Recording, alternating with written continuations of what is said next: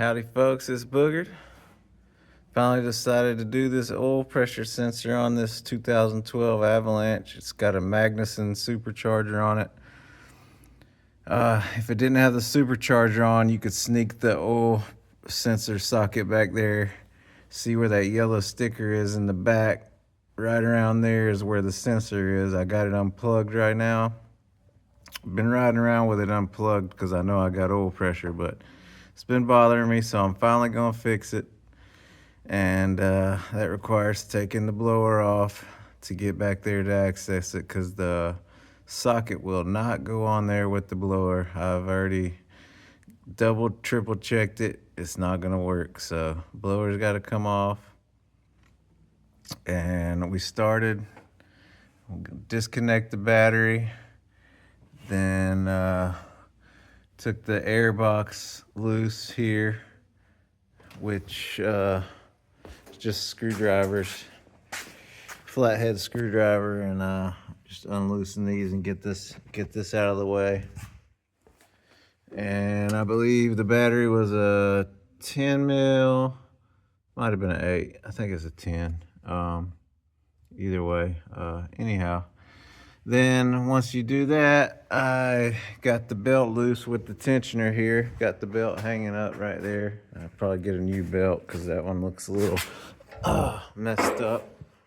Anyhow, so to get the belt off, 15 millimeter on here with a wrench.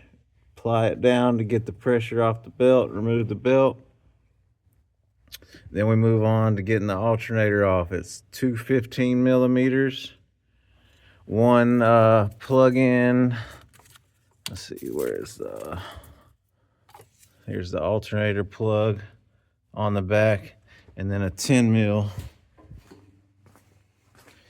to get the alternator loose, and there's your plug on top. The bolts are the same.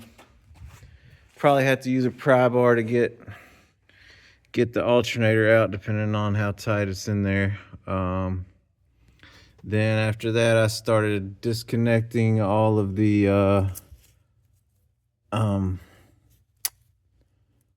fuel injectors, and I ended up damaging one of the fuel injector plugs, so I'm gonna have to fix it on the other side. I think it was already messed up from somebody previous, but that's what I'm gonna say.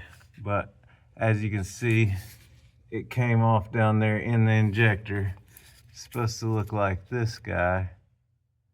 And so we're gonna have to repair that. But you get all the injectors unplugged, and what I had made it easier is to unplug the cool packs right here. Unplug the cool pack and then do the fuel injectors. It made it easier, and then I just plugged the cool packs back in. And the fuel injectors, they got a safety. You got to click this up, the little white tab, push it up. Let's see.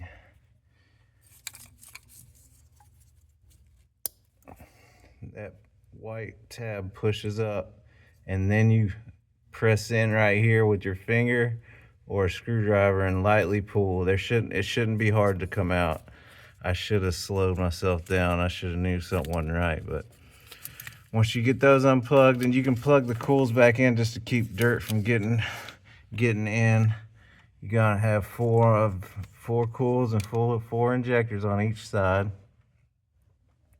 So I got all that disconnected. I'm gonna relieve the fuel pressure right here. And then you're gonna disconnect your fuel line back here. I could not find my disconnect tool, and the plastic ones were hard to get in there, but I finally got the fuel line loose here with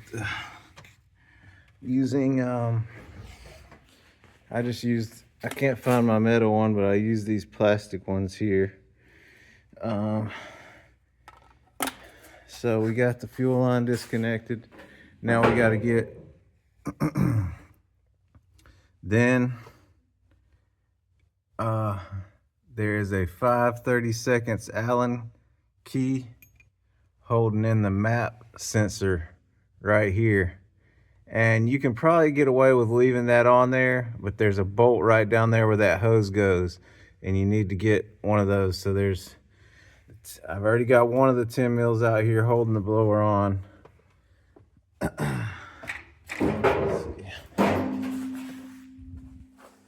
This is one of the 10 mils that holds the blower.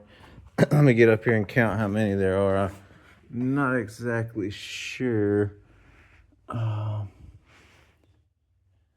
we got one here in the front, two. Let's see. Fun climbing in here. So that's two in the front. 3, 4, 5, 6, 7. Then there's one kind of hiding down under this side in the front. It's hard to video here. Right in there's one.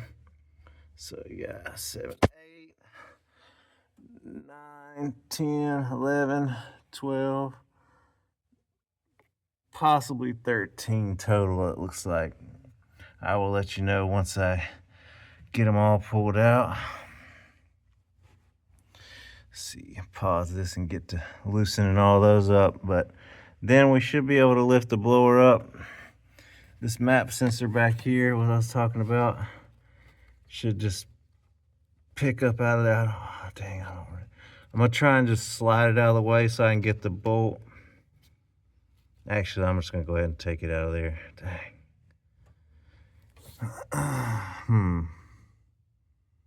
Slide it to the side and unplug it probably is what I'm gonna do. All right, I'll be back. Okay, I know that seemed like a short break, but that was hours of messing around and digging. All right, so this bolt right under here, the fuel line is in the way of getting it out, but you can get it loose.